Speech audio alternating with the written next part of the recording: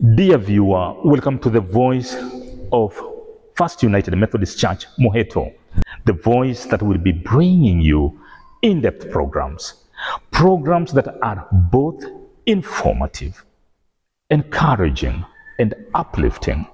The voice of First United Methodist Church, Moheto. Hello viewer, this is the voice of First United Methodist Church, Moheto. This is the day that the Lord has made. Let us be glad. Let us rejoice. Let us be glad in it. Mpendwa mtazamaji, hii ni sauti ya United Methodist TV na karibu. Katika channel hii tutakuwa tukijuzana mambo tofauti kuanzia kwa mila na desturi, mambo ya dini, neno la Mungu. Tutahubiri neno la Mungu. Sitakuwa peke yangu, nitakuwa na wenzangu, vijana ambao kwa hakika wanabobea kama vijana walio na talanta tu speciali.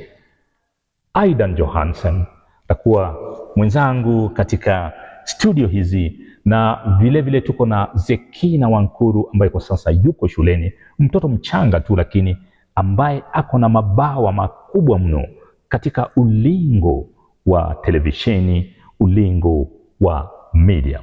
Hii ni televisheni au ni TV au ni runinga ambayo inakuletea habari za kiroho, kitamaduni na kiuchumi. Karibu sana mpenzi mtazamaji wa runinga uipendayo ya Methodist, tukiwa hapa Moheto. Leo tuko na mjadala na tuweza kualika mgeni wetu hapa studio ambaye baadaye atajitambulisha kwa majina yake. Leo tunataka tuzungumzie hali inayoendelea, hali za kitamaduni zilizokita mizizi katika jamii mbalimbali. Niite mwenyeji wako Aidan Johansen, na tuko na mgeni wetu hapa studio. Naomba akaweze kujitambulisha. Karibu mgeni wangu. Asante sana wapenzi watazamaji, kwa jina mimi ninaitwa Mzee George Chacha, mshirika wa kanisa la Kimethodisti Moheto. Imekuwa ni sintofahamu na mambo yamezidi kukita mizizi katika jamii mbalimbali kuhusu hii tohara ya vijana na ukeketaji kwa wasichana. Vipi wewe kama mzee ambaye ulikuwepo na bado upo unayaona haya, una jambo gani la kuongea kuhusu hii tohara? Swala la tohara ni donda sugu, manake mila na desturi za watu hufa polepole.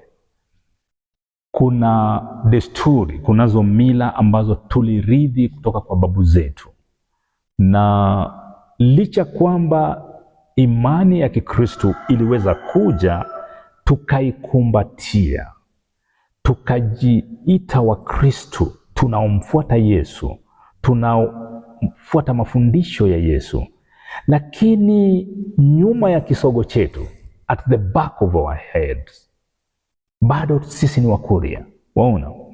Kwa hivyo kunao wengi ambao hata baada ya kuokoka wakaona kwamba pengine nikiacha hizi mila na desturi za Wakuria nitakuwa nakosea mababu zetu.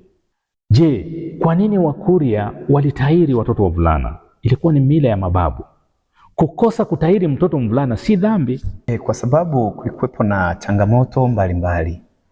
Huwa labda tunashindwa kutofautisha ile tohara ya kitambo na tohara ya sasa. Je, kuna utofauti gani kati ya ile tohara ya zamani na ya sasa? Kwa sababu tukikuona sasa hivi kama ile tohara kwa wasichana, zamani wa binti walitoboa masikio, wengine walikata sehemu ya meno, lakini kwa sasa haionekani. Vipi, hiyo ni tohara ya ukweli au ya sasa ndo? Umeuliza swali nzuri. Kuna tofauti gani ya tohara ya zamani na tohara ya sasa?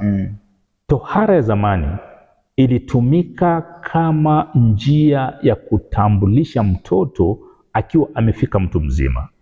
Ndio kusudi mtu aitwe mtu mzima, ilibidi aweze kupashwa tohara, awe mvulana au awe msichana. Kwa hivyo hiyo ndiyo ilikuwa hali ya kutambulisha mtu ambaye amehitimu, amefika kuwa mtu mzima. Vile vile watu walipasha tohara kwa sababu babu zetu walituamrisha. Mababu zetu walisema ni lazima watoto wavulana kwa wasichana watahiri, na ndio maana watu wakatahiri. Lakini sasa tuangalie kwa mwaka huu katika karne tunayoishi. Je, ni kweli kwamba mtu mzima ni yule peke yake ametahiri? Hapana. Tohara haipimi utu uzima wangu. Utu uzima tunaupima kwa tabia ya mtu, kwa mienendo ya watu. Mimi nimepata fursa ya kutembea kwa mataifa ya nje, mataifa matajiri, mataifa tajiri kuliko taifa la Kenya. Nimeenda katika nchi ya Thailand. Thailand iko karibu na Uchina. Wa Thailand hawatahiri wanaume. Nilipokuwa katika taifa la Thailand, walishangaa waliposikia mimi nimetahiri. Waliniona mimi ni mshamba kweli kweli. Yaani wakasema, kwa nini? Mbona? Ina umuhimu gani? Waliniona mimi mshamba kwa sababu nimetahiri. Wakuria kwa sababu wanatahiri huwa wanaona zile jamii ambazo hazijatahiri kama ni washamba sana. Unaona? Wajerumani hawatahiri. Wanabaki hivyo. Lakini tunapoangalia Wajerumani, watu kutoka Thailand ni mataifa yaliyoendelea sana, mataifa yaliyo na utajiri mkubwa.